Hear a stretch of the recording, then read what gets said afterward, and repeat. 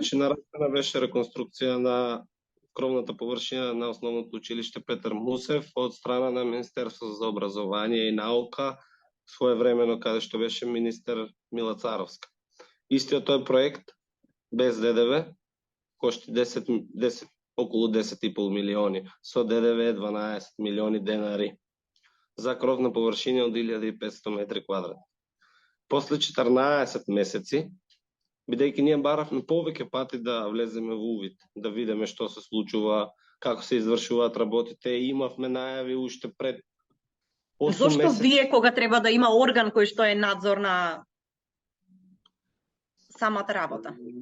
Доколку прочачкате дефинитивно по тендерите, ќе видите дека скоро се истите фирми се изведувачи и скоро се истите фирми се надзорни. Вршат надзор. Но тие треба да понесат одговорност за она што се прави и работата за која што се најмени. Точно така.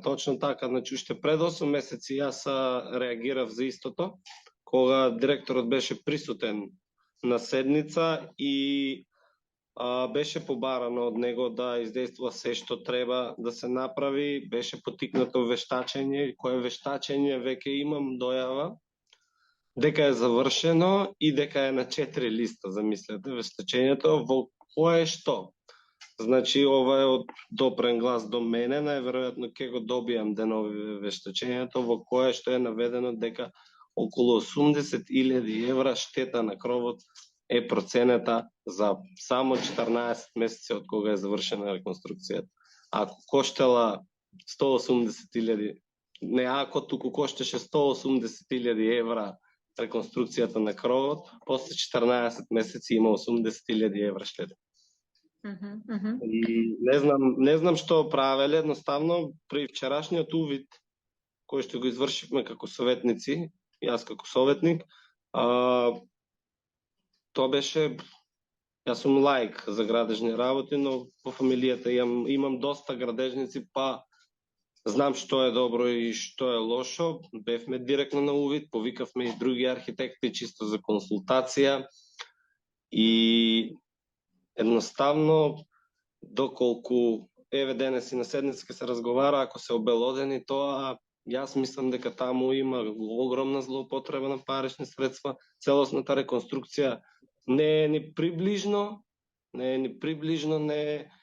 е во износот кој што е платен, напротив, според проценката на архитектите кои што беа со нас, таа реконструкција коштала некаде половина од паричните средства кои што беа платени. Ако земете предвид дека беа 180.000 евра. Добро, што вели директорот на училиштето за состојбата? Директорот беше видно загрешен.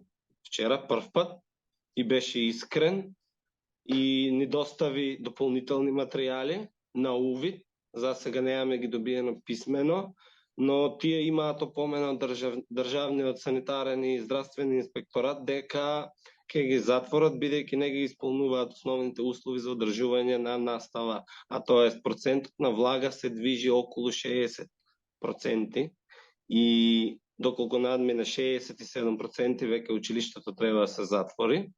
Дали се калкулира примерењето или не знаеме ние, но еве нека е толку, ама тоа се ужасни услови, таму мириса на мувла, таму има влага.